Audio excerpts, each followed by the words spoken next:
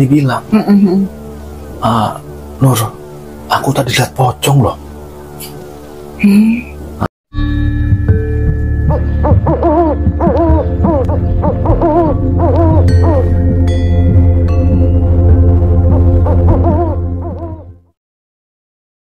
Assalamualaikum warahmatullahi wabarakatuh. Waalaikumsalam warahmatullahi wabarakatuh. Pada kali ini ada sebuah kisah. Kisah ini berhubungan dengan dunia perkuliahan. Jadi ada salah satu universitas di daerah Jawa Tengah itu mengadakan sebuah KKN di satu desa. KKN ini adalah kuliah kerja nyata, dan itu adalah kegiatan wajib bagi para mahasiswa atau mahasiswi. Nah, jadi langsung ke ceritanya. KKN itu dimulai pada hari Senin. Nah, memang tanggal itu sudah ditentukan.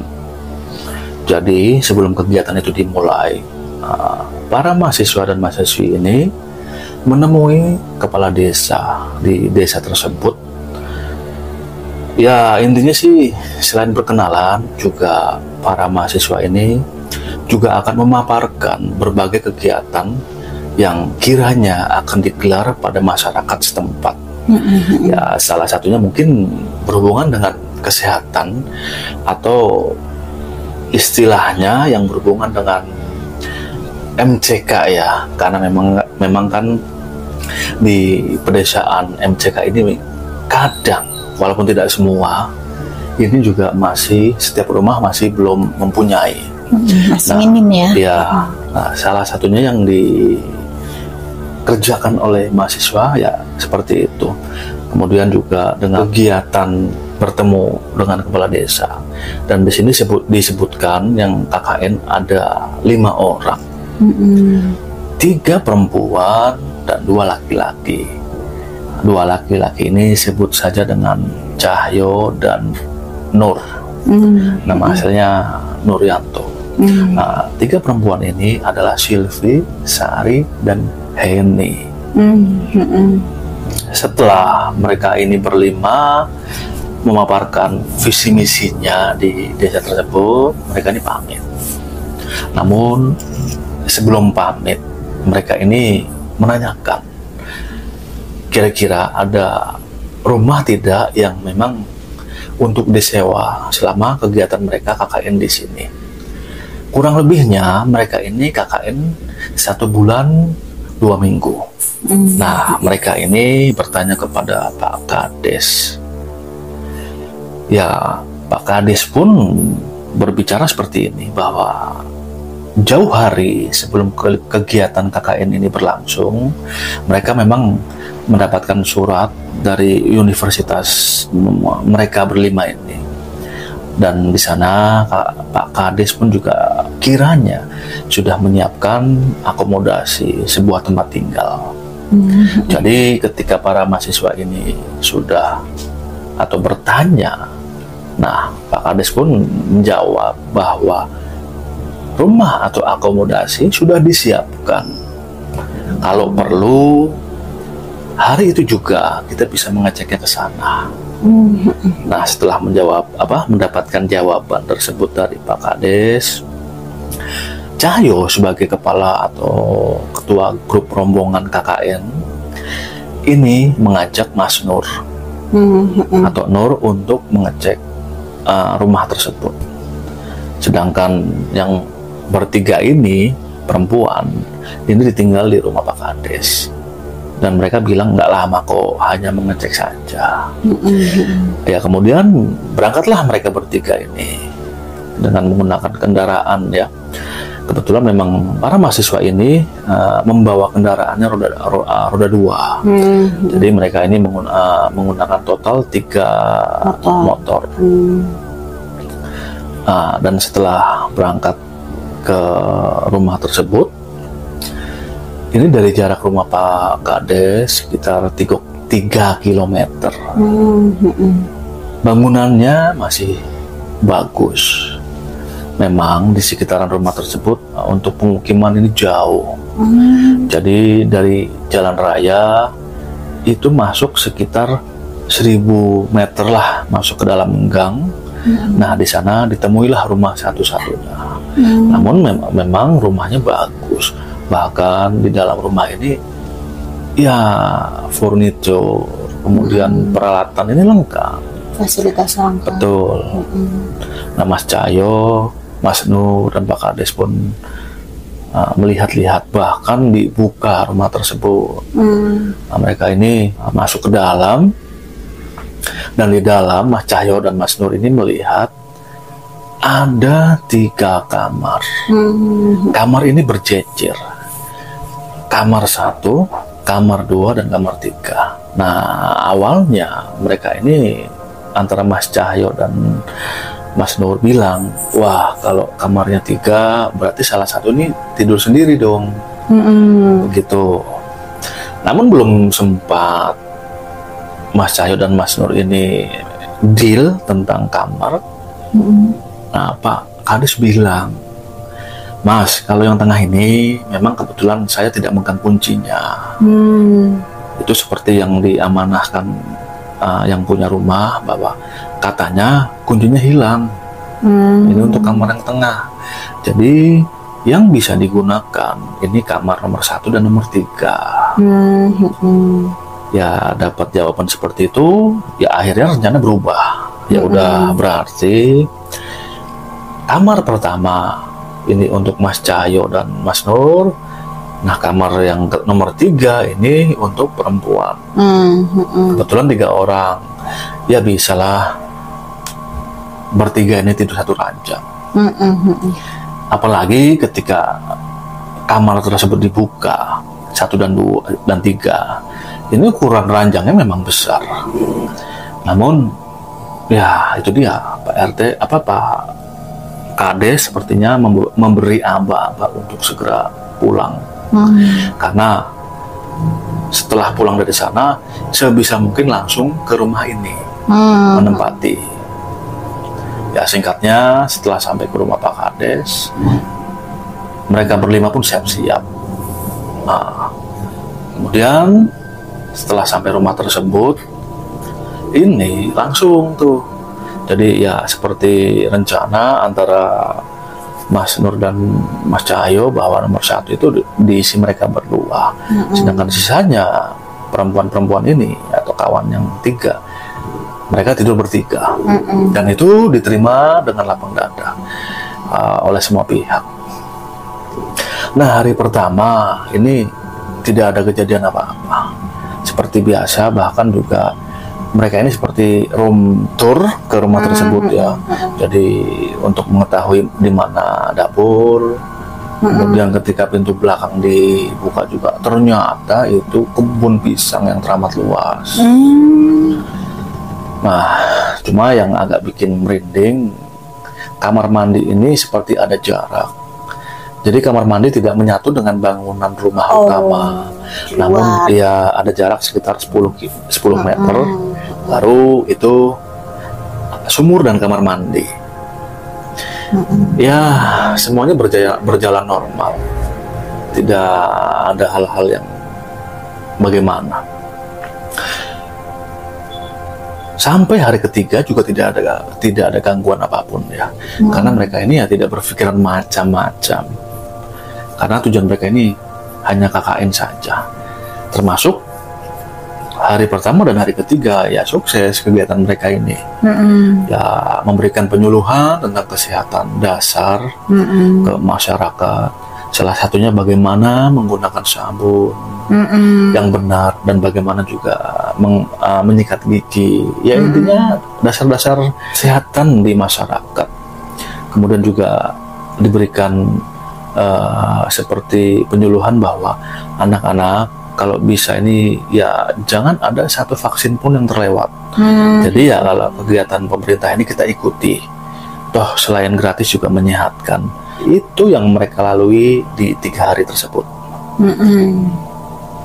Menginjak hari keempat itu sudah sore. Mas Nur dan Mas Cahyo belum pulang. Ini masih di salah satu rumah warga. Nah, ketika Mas Nur dan Mas Cahyo ini sudah, karena mau maghrib ya, Mas Nur pun, mereka berdua ini pulang ke tempat tersebut. Nah, anehnya ketika pulang kok perempuan ini antara Selvi, Henny, dan satu itu kawan juga, di sini saya agak lupa, itu mereka ada di teras. Sedangkan kondisi rumah itu di dalam masih lampunya belum dinyalakan. Yang dinyalakan hanya di teras. Ya, antara Mas Nur dan Mas Cahyo bingung. Nanya ke kawan yang perempuan semua ini, kok kenapa nggak masuk ke dalam, ini udah mau maghrib. Yang mereka hanya diam saja. Termasuk, nah di sini Mas Nur pun masuk ke kamar, sedangkan Mas Cahyo itu langsung ke kamar mandi dan membersihkan diri. Nah, ketika Mas itu selesai, mereka bertiga nanya, kamu mandi di mana? Mendapatkan pertanyaan seperti itu, ya Mas Nur bingung. Ya mandi di kamar mandi lah. Emang di mana? Loh, kok kamu berani? Itu tanya dari salah satu di antara mereka. Ya Mas Nur bilang, lah berani, emang ada apaan? Nah, salah satunya di antara itu si Henny bilang, Nur, aku tadi lihat pocong loh. Nah, kaget kan Mas Nur nih. Kamu ada-ada aja, mungkin kamu sering nonton film horor, makanya dikit-dikit hantu. Itu sanggah dari Mas Nur. Henny itu seperti tidak terima ya. Ya dia kemudian menyela lagi. Serius, tadi waktu aku sama si Silvi lagi nyuci piring itu di belakang, itu aku lihat loh, nggak salah lihat, bener-bener penampakan pocong, kata mereka. Akhirnya singkatnya di sini bahwa mereka ini takut untuk mandi, apalagi hari sudah menjelang malam ya, walaupun maghrib. Mereka ini pada akhirnya minta ditemani. Jadi berdua, mereka bertiga itu yang perempuan, mandinya berdua. Sedangkan yang satu ini menunggu di luar bersama dengan Mas Nur. Rencananya ketika salah satu dari mereka sudah selesai, yang perempuan ini belum mandi, masuk ke dalam ditemani oleh salah satu mereka yang memang menunggu di dalam. Karena ya mereka tidak berani mandi sendiri. Ritual itu berjalan ya hampir 2 minggu. Karena tidak berani mandi sendiri-sendiri, bahkan ketika buang air besar atau air kecil pun mereka juga selalu minta ditemani. Ya, minta tolongnya selain ke Mas Nur, juga ke Mas Cahyo. Yang lebih menyeramkan ternyata bukan hanya itu. Ada pernah satu malam, Mas Nur ini masih di rumah warga, sedangkan Mas Cahyo sendirian di kamar. Teman-teman yang perempuan ini di kamarnya mereka masing-masing bertiga. Mas Cahyo pun ya rebah-rebahan lah ya, sendirian sambil menunggu Mas Nur pulang. Rebah-rebahan sampai pada akhirnya Mas Cahyo ini pun seperti tertidur ayam. Itu tiba-tiba di sampingnya ini sudah ada sosok rebahan. Kan nyenggol badannya dari Mas Cahyo. Oh, ternyata Mas Nur sudah pulang nih, pikirnya. Itu dalam batin Mas Cahyo. Tapi kok yang aneh ini, mendadak ruangan itu berbau busuk. Busuknya busuk campuran antara minyak wangi, seperti putri duyung ya, namun juga ini seperti busuk bangkai. Belum sempat Cahyo ini bertanya, tiba-tiba tangan dari Mas Cahyo ini seperti menyenggol. Kok lembek-lembek? Itu ketika menengok, ternyata sosok pocong itu sedang berbaring di samping Mas Cahyo. Mendadak Mas Cahyo pun langsung kaget dan berdiri. Namun mendadak juga bayangan sosok pocong itu pun hilang. Tidak lama Mas Nur pulang dan mendapati Mas Cahyo sedang ketakutan. Nah, di sini Mas Nur bilang atau bertanya, ada apaan yo? Kok kamu seperti orang kaget? Itu tanya dari Mas Nur. Ya, Mas Cahyo tidak langsung menjawab, hanya bisa diam saja dan terpaku. Sampai pada akhirnya itu ditepuk bagian bahunya oleh Mas Nur. Hingga akhirnya Mas Cahyo bilang sadar ya, sambil dia beristighfar berkali-kali. Namun malam itu juga Mas Cahyo tidak menceritakan apa yang dialami kepada 4 kawannya. Hanya dia diam saja. Anehnya, bukan hanya Mas Cahyo yang diganggu. Di kamar perempuan ini bertiga, itu juga sama, diganggu juga. Jadi karena memang ketika tidur itu lampu dimatikan, di sudut dari ruangan kamar ini kok lama-lama yang awalnya bayangan putih lama-lama semakin jelas berdiri. Nah, antara Sylvie dan Henny ini ya saling istilahnya pegangan karena mereka ini belum tidur. Sedangkan yang kawan yang satunya lagi ini sudah tertidur. Sampai pada akhirnya mereka teriak, "Tanglah Mas Cahyo dan Mas Nur." Nah, ketika pintu dibuka, ya ternyata sosok pocong itu sudah sirna dan sudah tidak ada. Nah, yang lebih menyeramkan lagi, ini di malam yang lain. Nah, Sylvie ini baru tidur sendirian di ruang itu. Kenapa? Karena temannya yang 2 ini sedang mengerjakan tugas di ruang tamu. Ya seperti kejadian pada Mas Cahyo, ketika asik tidur-tiduran, di belakangnya ini seperti ada dengusan nafas yang ada di belakang Mbak Sylvie lah ya.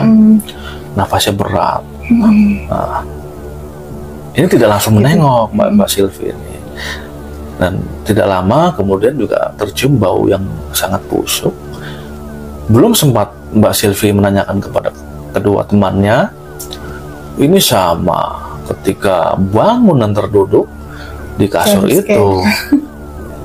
itu ada sosok pocong yang sedang tiduran. Langsung serta-merta Mbak Sylvie ini lari ke ruang tamu, gopo-gopo sambil tergagap bahwa pocong itu ke kedua temannya. Ya, kedua temannya pun ketakutan sampai pada akhirnya mengetuk kamar dari Mas Cahyo dan Mas Nur. Ya, mereka ini akhirnya masuk ke kamar tersebut dan memeriksa. Namun tidak ada apa-apa. Itu sudah menginjak waktu hampir 1 bulan.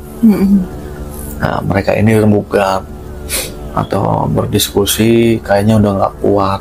Walaupun KKN ini tinggal 2 minggu lagi, kayaknya mendingan kita cari tempat lain deh. Nah, itu ide dari salah satu mereka. Nah, Mas Nur bilang, tanggung ini udah tinggal 2 minggu lagi, kita juga nggak enak nanti adaptasi lagi, atau kira-kira merepotkan warga. Itu sergah dari Mas Nur, alasannya seperti itu.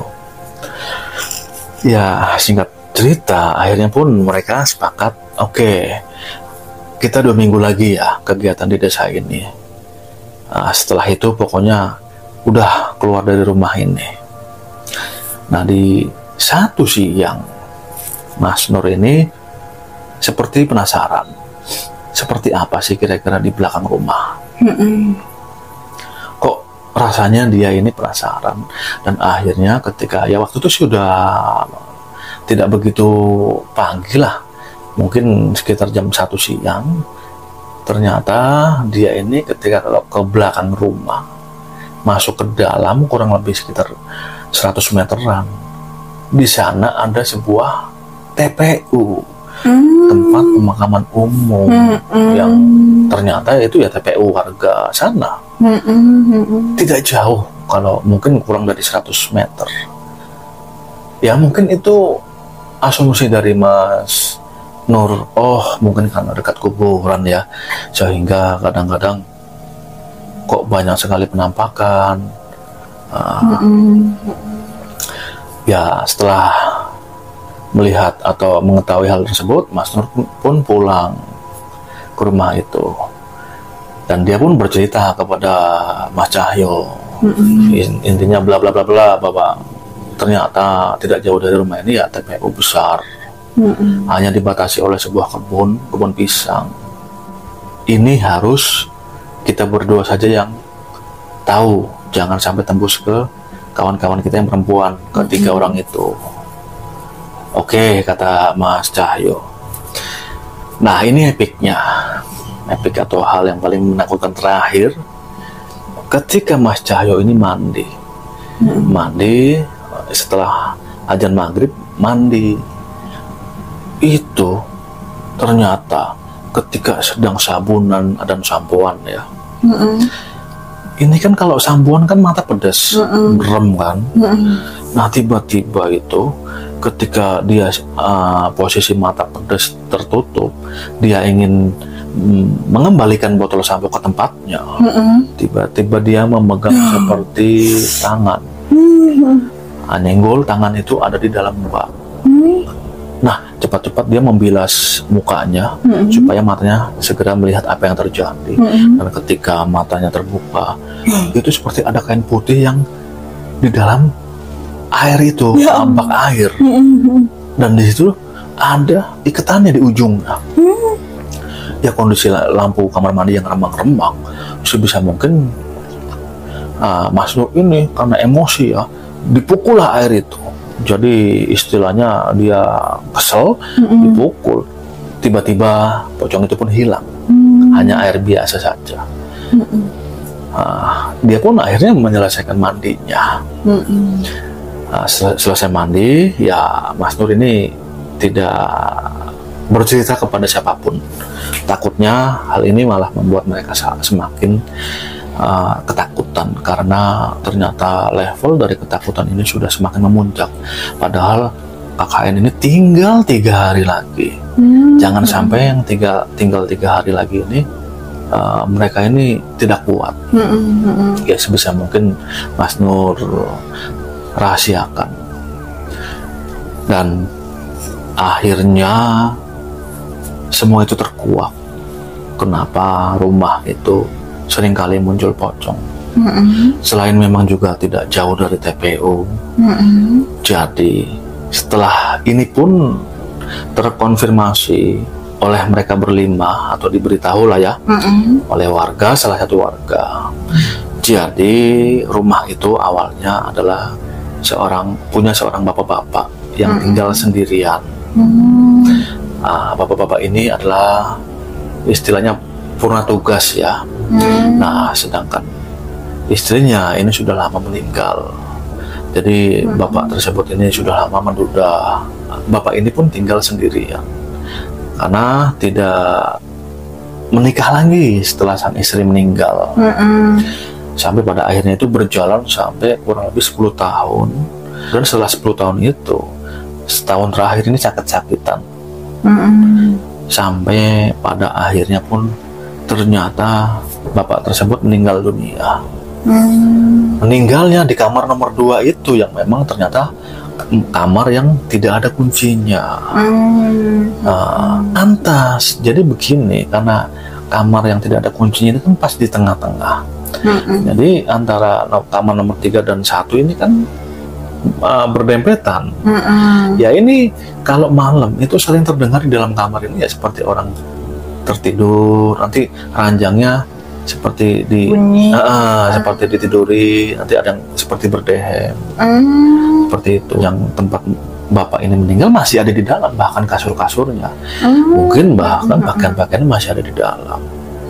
Karena bapak ini memang istilahnya saudaranya sangat jauh. Tinggalnya hanya mereka berdua, ketika masih hidup ya, dengan sang istri ya di desa itu aja. Sedangkan saudaranya jauh, ada di luar kabupaten. Akhirnya setelah mendapatkan cerita tersebut ya, semua puzzle ini pun terpecahkan ya. Pantes. Ya, mereka mendapatkan ini ketika istilahnya kegiatan KKN itu penutupan. Jadi ketika penutupan di pagi hari, mereka ini ada jeda lah ya. Nah disitulah mereka ini ngobrol-ngobrol. Jadi selama ini ya, di jam-jam tertentu itu selalu bau kembang. Ternyata korelasinya bahwa bau kembangnya itu adalah jam di mana bapak itu meninggal. Seperti itu. Nah ini masih menurut warga lagi. Apalagi rumah itu kan memang jauh dari warga ya. Nah itu kadangkala ada warga yang tidak sengaja lewat depan rumah tersebut yang selama ini kosong, itu sering melihat seperti sosok bapak-bapak itu atau sosok pocong. Makanya ya warga ini yang sudah mengetahui ceritanya tidak akan berani lewat depan rumah kosong tersebut. Lebih baik memutar istilahnya. Itu ya Pak Kades pun juga sebetulnya mencari penyelesaian bagaimana ini, karena ahli waris juga jauh ya, sedangkan kondisi kosong selain sayang juga bisa membuat menakutkan lah. Padahal kondisi rumah ini masih sangat bagus, sangat presisi, istilahnya juga barang-barang ini masih komplit lah, bahkan masih ada televisi segala macam. Listrik ini sudah sebetulnya ya, listrik ini kan memang jarang dinyalakan. Namun ada saudaranya yang sepertinya membayar listrik sehingga walaupun memang rumah itu kosong, listrik ini tidak dicabut. Seperti itu. Ya ini adalah sebuah cerita yang dia dialami oleh, sebutlah namanya dengan Mas Cahyo ya, ketika beliau ini KKN dahulu. Ya seperti itu saja mungkin ceritanya. Dan di sini saya Pragifari juga mengucapkan banyak-banyak terima kasih atas dukungan para netizen semuanya. Tidak panjang lebar, saya tutup. Wassalamualaikum warahmatullahi wabarakatuh. Waalaikumsalam warahmatullahi wabarakatuh.